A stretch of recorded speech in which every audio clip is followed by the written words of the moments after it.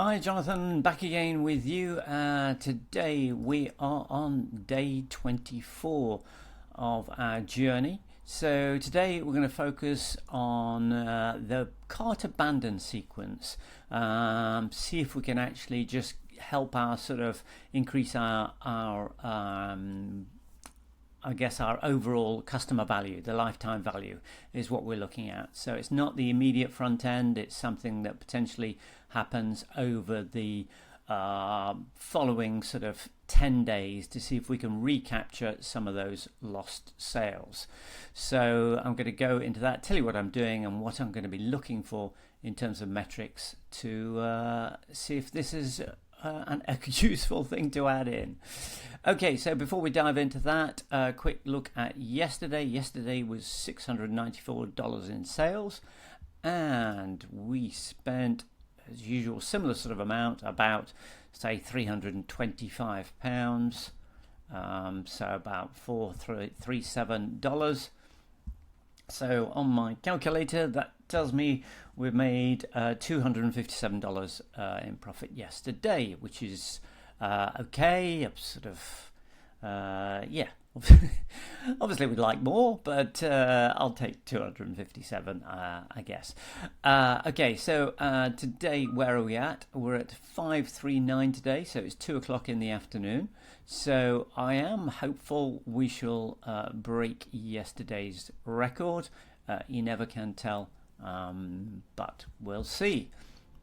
Okay, let's go back and talk about cart abandons. So I say I've talked about this in a previous video of exactly what I've set up and why. So I mean, the thing is that cart abandons are something that everybody experiences, and in my last video about it I was saying my abandon rate was about 40%, but then I actually Googled that and looked at some other comparisons, and actually my 40% was a pretty good number. But always the thing is, actually, can I improve that a little bit? Because the thing to consider is the fact that I've already paid for that sort of person to come and visit the site.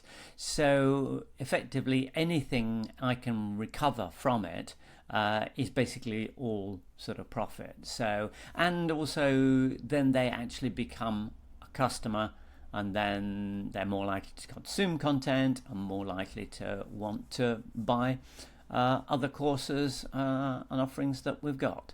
So it is worth putting that effort in to see if you can actually convert one or two more customers.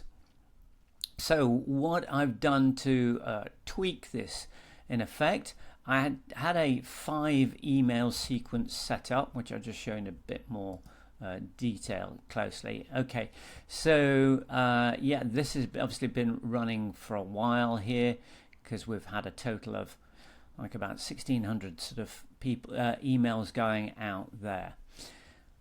So the sequence runs is that there's an email goes out within 30 minutes if they didn't complete the order, and then really an hour later, just as a prompt, and these are really just for people who either ignored it, got distracted, or something went wrong with the process.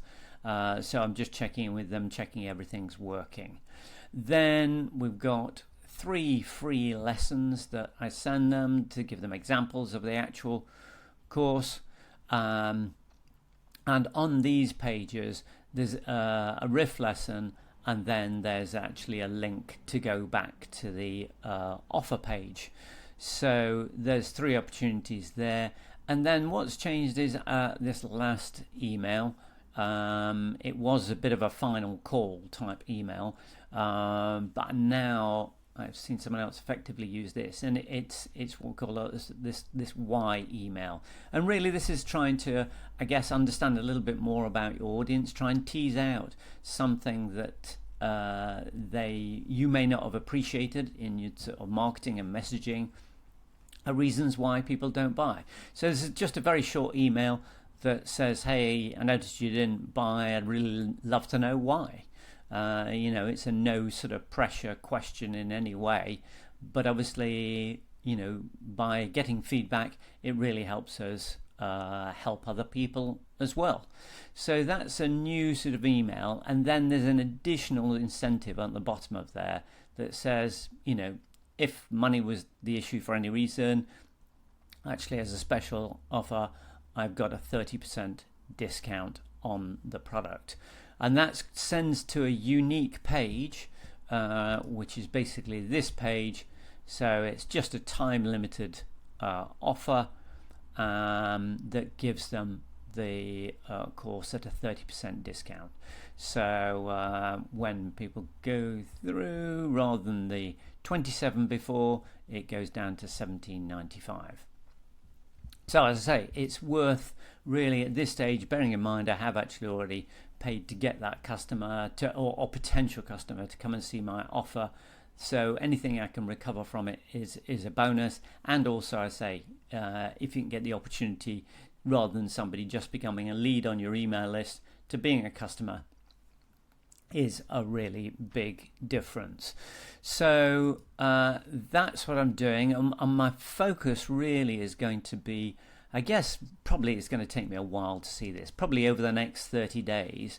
I'm going to be looking at, do people respond and tell me a little bit about why they've bought, which would be great if they do, because obviously that gives me insights in terms of what I may have missed in the messaging that either can go in previous emails or go all the way back to the offer page and landing page to make sure I capture a key point that may be putting people off, or maybe they're just not clear about. So hopefully there's a few insights might come from that over the coming month. Also, I'm interested to see what that does on the open rate, and obviously does it actually recover some additional people with that last email. And because we've got that set up actually as a separate page now in the entire funnel, I can see absolutely crystal clear whether I'm actually recovering customers as a consequence of that final email. So it may seem like a small point, really, but the good thing about this type of sequence is you set it up once and that's it. You don't need to visit it again, because everything about it is completely automated. And as I say, over time you've got the benefit of being able to learn a little bit more from your customers, some really useful insights that really might help you within your overall messaging.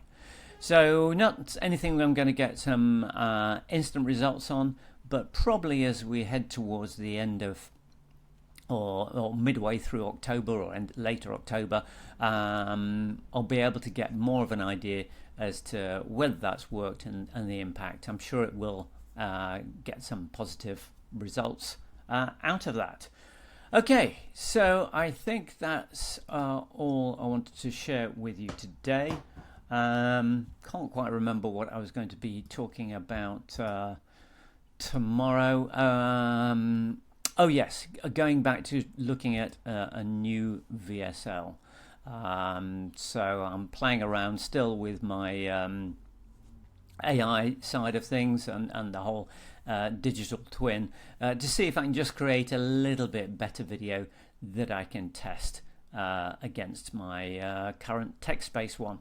But I have to say the current text one is still holding up at about a 3% conversion. So yeah, it's going to be a bit of a tough battle with that one. Okay, that's all for today. Have a great rest of the day. Fingers crossed we'll get some more sales, and I'll catch up with you again tomorrow. Bye for now.